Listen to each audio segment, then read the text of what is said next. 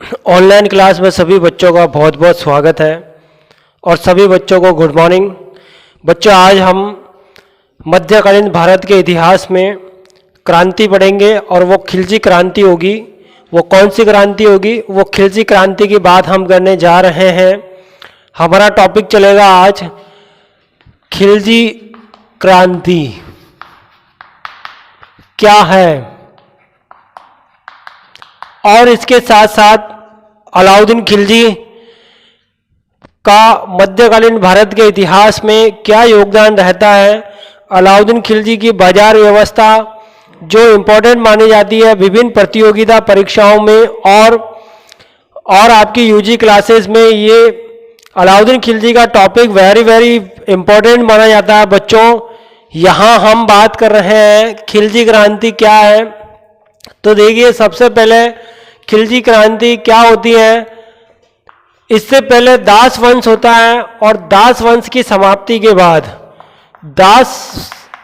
इसकी समाप्ति के बाद एक नया युग शुरू होता है और वो एक परिवर्तन के साथ एक क्रांति लेकर आएगा। परिवर्तन के साथ क्या लेकर आता है? क्रांति लेकर आता है। क्रांति का मतलब होता है जिसमें आमूलचूल परिवर्तन होते हैं, उसको क्रांति कहा जाता है। बच्चों, आमूलचूल परिवर्तन होते हैं। जिस प्रकार यहाँ परिवर्तन तो हो रहा था, लेकिन इसके साथ साथ सामाजिक, आर्थिक, राजनीतिक क्षेत्र और स्थापत्य कला में भी परिवर्तन हुआ था। उसी वजह से इसको खिलजी क्रांति कहा गया था।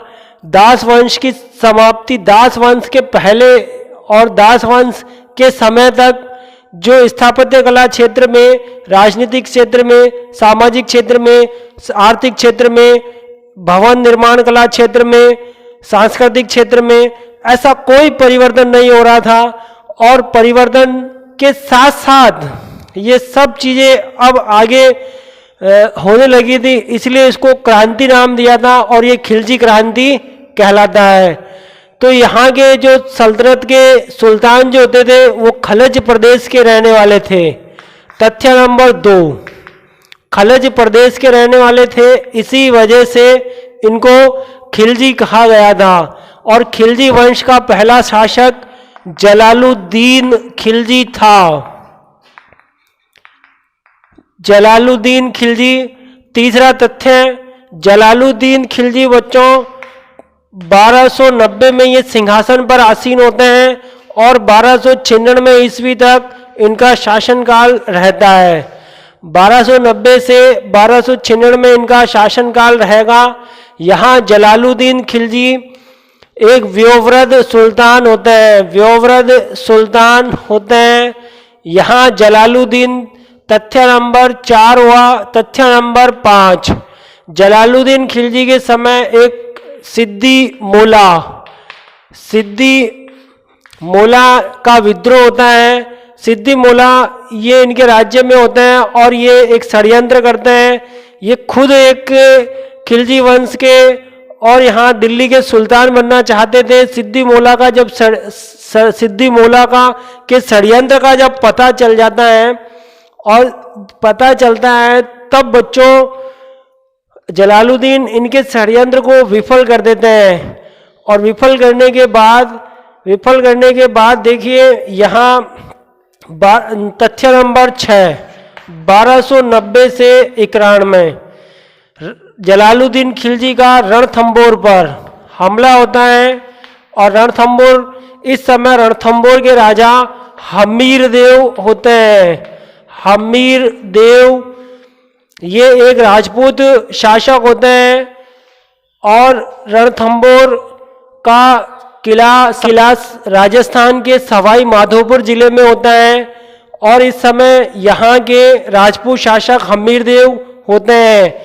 हमीर देव और जलालुद्दीन इनके बीच में यहाँ एक युद्ध होता है बच्चों। और इस युद्ध में जलालुद्दीन को कोई सफलता नहीं मिलती है। तब जलालुद्दीन कहते हैं कि ऐसे मेरे पास बहुत सारे किले हैं कि ऐसे किलों को तो मैं मुस्लिमों के एक बाल के बराबर समझता हूँ और ऐसे किले मुझे नहीं चाहिए। और जलालुद्दीन रणथंबोर से चले जाते हैं। तथ्य नंबर 6 पूरा हुआ, तथ्य नंबर 7 आता है। 7वें नंबर पे कड़ा और मानिकपुर। कड़ा और मानिकपुर यहाँ के गवर्नर कौन है बच्चों? मलिक छज्जू। मलिक छज्जू ने जलालुद्दीन के शासनकाल में विद्रोह किया था। मलिक छज्जू के विद्रोह होने से दिल्ली में अशांति फैल गई थी और अशांति फैलने से जलालुद्दीन खिलजी ने मलिक छज्जू को गवर्नर के पद से हटाकर यहाँ कड़ा और मानिकपुर में उनके भतीजे अलाउद्दीन को गवर्नर बना दिया था। अलाउद्दीन अब कड़ा और मानिकपुर के गवर्नर थे। और यहाँ देखिए जलालुद्दीन खिलजी के शासनकाल में तथ्य नंबर 8 आता है, अबेदुल्ला खान। ये अबेदुल्ला खान जो है मंगोल नेता है। ये इनके समय में विद्रोह करते हैं, लेकिन इनका विद्रोह असफल होता है। जलालुद्दीन इनके विद्रोह को असफल कर देते हैं। तथ्य नंबर 9 आता है, नए मुसलमान। यहाँ बच्चों नए मुसलमान किसको कहा जाता है? तो देखिए नए मुसलमान उसको कहते हैं जलालुद्दीन खिलजी के समय के अंदर जब मंगोल नेता उत्तर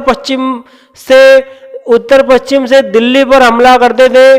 पंजाब, सियालकोट, हरियाणा, पानीपत हरियाणा से होते हुए दिल्ली पहुंचते थे और दिल्ली पहुंचकर दिल्ली के आसपास ही वो मंगोल सैनिक वहीं बस जाते थे, वहीं उन्होंने अपने घर बना लिए थे, वहीं भारत में ही ये रहने लग गए थे। तो भारत में ही बच्चों ये रहने लग गए थे। इसी वजह से ये भारत में एक नए नाम से नए मुसलमान कहलाए। ये क्या कहलाए? ये नए मुसलमान कहलाए थे। यहाँ तथ्य नंबर जो 7 हमने अभी देखा था, कड़ा और मानिकपुर के मलिक छज्जू हैं। मलिक छज्जू के बाद अलाउद्दीन खिलजी यहाँ के गवर्नर होते हैं। जलालुद्दीन खिलजी के समय ही रहते हुए अलाउद्दीन खिलजी दक्षिण भारत में गुजरात में जाएंगे और दक्षिण भारत में ये देवनागरी पर ये हमला करते हैं। वहाँ से सोना, चांदी, हीरे, जवाहरात की बोरियां भर के घोड़े पे सवार होके कड़क और मानिकपुर वापस आ जाते हैं। अपने चाचा जलालुद्दीन को कड़ा और मानिकपुर बुलाते हैं और धोखे से अपने चाचा की हत्या कर देता है अलाउद्दीन खिलजी। और हत्या करके सोने चांदी के सिक्के जनता में लुटाते हुए रास्ते में खूब सोने चांदी के सिक्के लुटाए। जनता वाही कर रही है और इसी जय जयकार के नारे लगा रही है, हमारा अगला सुल्तान अलाउद्दीन खिलजी होगा। और इस तरह अलाउद्दीन 1296 में जलालुद्दीन की धोखे से हत्या हो जाने के बाद दिल्ली सल्तनत के इतिहास में दिल्ली वंश के खिलजी वंश में 1296 में एक नया सुल्तान सिंहासन पर बैठता है और उस सुल्तान का नाम है अलाउद्दीन खिलजी। उस सुल्तान का क्या नाम है बच्चों? अलाउद्दीन खिलजी। अलाउद्दीन खिलजी का इतिहास देखने हम जा रहे हैं।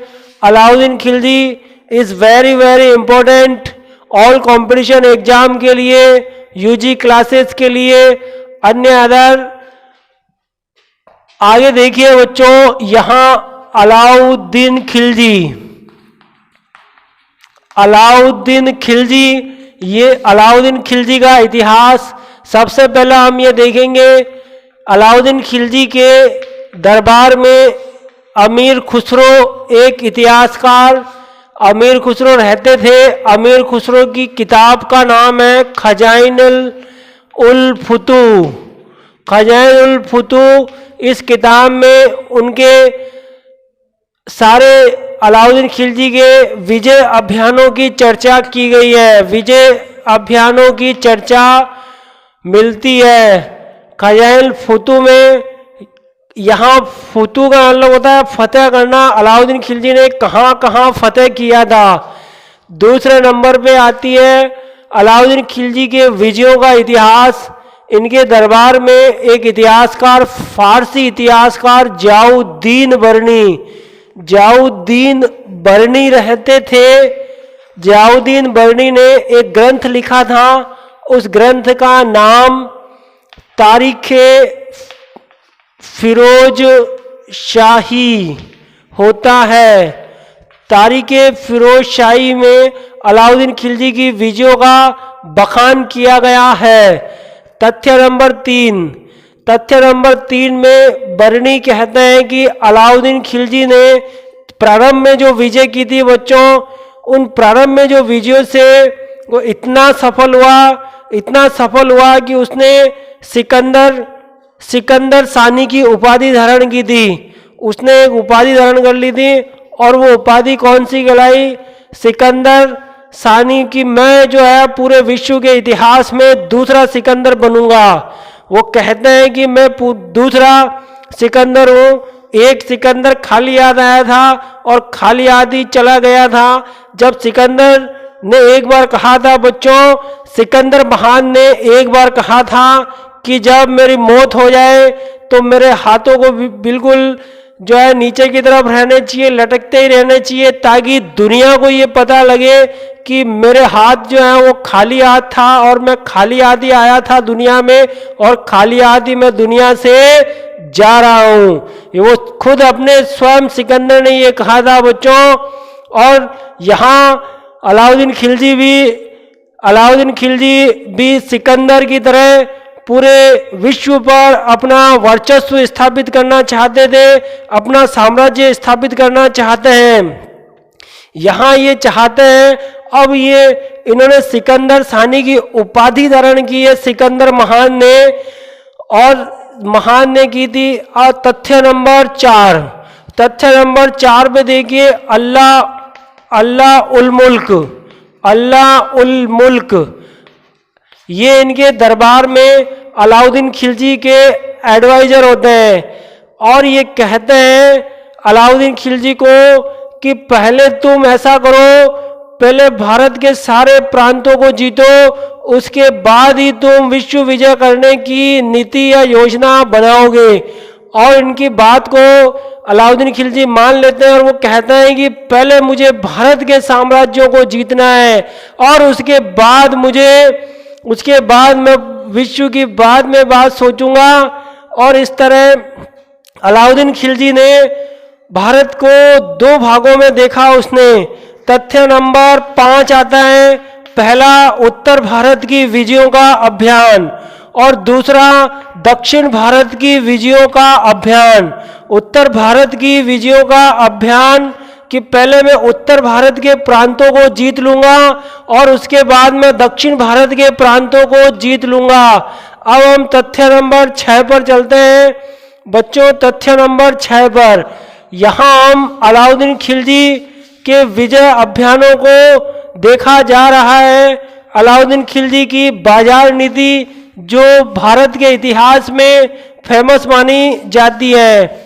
अलाउद्दीन खिलजी दिल्ली सल्तनत के इतिहास में राजनीति को और धर्म को अलग अलग रखता था। यहाँ तथ्य नंबर 6 पर देख रहे हैं उत्तर भारत की विजय अभियान। उत्तर भारत के विजय अभियान में 1296 ईस्वी में यहाँ अलाउद्दीन खिलजी का शासनकाल 1296 से 1316 ईस्वी होता है। 1296 में अलाउद्दीन खिलजी ने 1297 ईस्वी में अलाउद्दीन खिलजी का पहला अभियान होता है गुजरात पर। कौन सी जगह है बच्चों? गुजरात में। गुजरात का राजा कौन होता है? गुजरात का राजा रामचंद्र देव। अलाउद्दीन खिलजी रामचंद्र देव को पराजित करने में सफल होते हैं। यहाँ अलाउद्दीन खिलजी अपने 2 सेनापतियों को भेजते हैं। पहले सेनापति का नाम क्या है और दूसरे सेनापति का नाम क्या है? पहले सेनापति का नाम नुसरत खान होता है, दूसरे सेनापति का नाम उलूग खान होता है। पहला सेनापति और दूसरा सेनापति दोनों ने मिलकर यहाँ गुजरात अभियान में रामचंद्र देव को पराजित कर दिया और यहाँ रामचंद्र देव यहाँ से पलायन करके और अपनी पुत्री देवल रानी को साथ लेकर ये गुजरात साथ लेकर देवगिरी चले जाते हैं। देवगिरी में जाकर शरण लेते हैं। यहीं इनका जो पहला अभियान होता है, इसी पहले अभियान में एक इम्पोर्टेंट घटना होती है बच्चों। वह इम्पोर्टेंट घटना यह होती है खंबात बंदरगाह। जो बंदरगाह है यह उस समय, उस जमाने के, उस दौर में ये भारत का सबसे बड़ा बंदरगाह कौन सा कहलाता है बच्चों? खंबात का बंदरगाह। यह गुजरात में होता है। इस खंबात के बंदरगाह पर नुसरत खान और उलूग खान इसको जीत लेते हैं। और इसको जीतने के बाद बच्चों, खंबात के बंदरगाह को जीतने के बाद यहाँ इनको एक वफादार सैनिक मिलता है। और उस वफादार सैनिक का नाम क्या होता है? उस वफादार सैनिक को 1000 दीवानी उसका नाम रखा जाता है। 1000 दीवानी उसको क्यों कहते हैं? हजार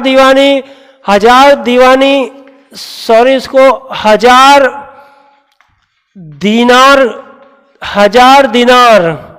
ये दिनार शब्द है बच्चों। दिनार का मतलब होता है मुद्रा, सिक्के होते हैं। 1000 सिक्के से उसको खरीद लिया था। 1000 सिक्के देकर उसको खरीद लिया था। और इसका नाम है मलिक काफूर, जो भारत के इतिहास में फेमस माना जाता है। मलिक काफूर ने अलाउद्दीन खिलजी का बहुत सपोर्ट किया था बच्चों। जिंदगी ये अलाउद्दीन खिलजी के साथ रहा था, अलाउद्दीन खिलजी का सहयोग देता रहा। ये अलाउद्दीन खिलजी का पहला अभियान है। और पहले अभियान में हमने ये तथ्य देखे हैं। अब अलाउद्दीन खिलजी का दूसरा अभियान कौन सी जगह पर होता है? अलाउद्दीन खिलजी का दूसरा अभियान कौन सी जगह पर होता है? तो हम बात करेंगे राजपूताना की। और राजपूताना में जो फेमस जगह कौन कौन सी है? मेवाड़ का नाम सुने हो बच्चों, चित्तौड़ का इतिहास, जहां रतन सिंह का नाम फेमस है, रानी पद्मिनी का नाम फेमस आता है। जालोर के राजपूताना में कहानर देव का नाम फेमस आता है। और कहानर देव के बाद आप सवाई माधोपुर। तो इसमें दूसरा अभियान जो था वो राजपूताना के सवाई माधोपुर। यहाँ सवाई माधोपुर में रणथंबोर का किला, ये राजपूताना का फेमस किला है। रणथंबोर, गणेश जी का मंदिर भी रणथंबोर में है। यहाँ रणथंबोर का किला, इस समय यहाँ के राजपूत सुल्तान कौन होते हैं? हमीर देव नाम होता है इनका। हमीर देव इनका नाम होता है। अलाउद्दीन खिलजी ने यहाँ अपने 2 सेनापतियों को भेजा था। पहले का नाम क्या है बच्चों? नुसरत खान है। दूसरे का नाम क्या है? उलूग खान है। पहले नुसरत खान, दूसरे उलूग खान। यहाँ नुसरत खान और उलूग खान सेना ले गए और रणथंबोर का जो दुर्ग है, रणथंबोर के दुर्ग को चारों तरफ से इसको घेर लिया जाता है। यहाँ शाही सैनिकों ने रणथंबोर के दुर्ग को चारों तरफ से घेर लिया था। शाही का मतलब होता है बच्चों मुस्लिम सेना। जो दिल्ली सल्तनत की जो सेना होती है उसको शाही सेना कहा जाता है। यहाँ नुसरत खान, उलूग खान ने अपना पड़ाव एक छोटी पहाड़ी के ऊपर अपना एक शिविर बनाया था और शिविर बना के रणथंबोर के महल को चारों तरफ से घेर लिया था। राजपूत महल के अंदर रहकर ही मुस्लिमों का सामना कर रहे थे। महल के यहाँ खिड़कियों से तीर अंदाजी से और ऊपर से बड़े बड़े पत्थरों से बारिश हो रही थी। इधर आपके मुसलमानों के पास, शाही सेना के पास एक यांत्रिक मशीन होती है, और यांत्रिक मशीन, इस यांत्रिक मशीन का नाम होता है मजनीक होता है, मजनीक होता है। और इसी मजनीक से बड़े बड़े गोले फेंके जाते हैं, बड़े बड़े लोहे के गोले, पत्थर के पत्थर बरसाए जाते हैं। और इसी पत्थरबाजी में जब ये खेल चल रहा था बच्चों, ये युद्ध का जो ये दृश्य चल रहा था, जहां राजपूतों ने अपनी शान दिखाई दी, अपनी शौकत दिखाई दी, जहां राजपूत लोग अपनी आन बान शान और मर्यादा के लिए फेमस माने जाते हैं। और इधर नुसरत खान, उलुग खान, नुसरत खान जो था वो बड़े जोश में दरवाजा तोड़ने की पूरी मशक्कत में लगा हुआ था। अचानक एक बहुत बड़ा पत्थर उसकी पीठ पर आकर लग जाता है, और जैसे ही उसकी पीठ पर बड़ा पत्थर लगता है, नुसरत खान बुरी तरह से घायल होते हैं। युद्ध के मैदान से उनको ले जाया जाता है। बाद में नुसरत खान की मृत्यु हो जाती है। और इस बात को सुनकर, और जो शाही सैनिक होते हैं उनका हौसला जो था, जो बुलंद था, वो अब हौसला पस्त हो जाते हैं। इसी समय अलाउद्दीन खिलजी दिल्ली से सेना लेके प्रस्थान करेंगे, और वो स्वयं अलाउद्दीन अपना शिविर बनाते हैं। यहाँ पे शिविर बना के निरंतर 7-8 महीने से लगातार धोखे से, छल कपट से वो यहाँ अपनी जीत हासिल करते हैं। और यहाँ की जो राजपूत यहाँ के केसरिया धारण करते हैं, और वीरांगनाएं, राजपूत वीरांगनाएं जौहर करती हैं माथे पर केसरिया का टीका लगाकर। और वीरांगनाएं जो है वो अग्नि को अपने हवाले करके और अपने सतीत्व की रक्षा के लिए, अपनी आन बान शान और देश के लिए, और अपने देश के लिए अपने आप को बलिदान करने की परंपरा ये राजपूतों में ही पाई जाती है बच्चों। यहाँ हम्मीर देव और जो है महिलाएं जौहर करती हैं। हम्मीर देव युद्ध करते हुए वीर गति को प्राप्त होते हैं। और ये जो घटना होती है बच्चों, इसका इतिहास हमें कहाँ से प्राप्त होता है, ऐसी कौन सी जो स्रोत है जिससे हमें रणथंबोर पर अलाउद्दीन खिलजी के विजय अभियानों का पता चलता है। तो यहाँ नयन चंद्र सूरी, पहला नंबर कौन सा है, नयन चंद्र सूरी। और दूसरा नंबर कौन सा है, नयन चंद्र सूरी का ग्रंथ जो संस्कृत भाषा में है। और ये नयन चंद्र सूरी का संस्कृत भाषा में हम्मीर महाकाव्य है। हम्मीर महाकाव्य नयन चंद्र सूरी का। और दूसरा सारंगधर रचित, दूसरा कौन सा है, सारंगधर द्वारा रचित, सारंगधर द्वारा रचित ग्रंथ का नाम है बच्चों हम्मीर रासो। हम्मीर रासो।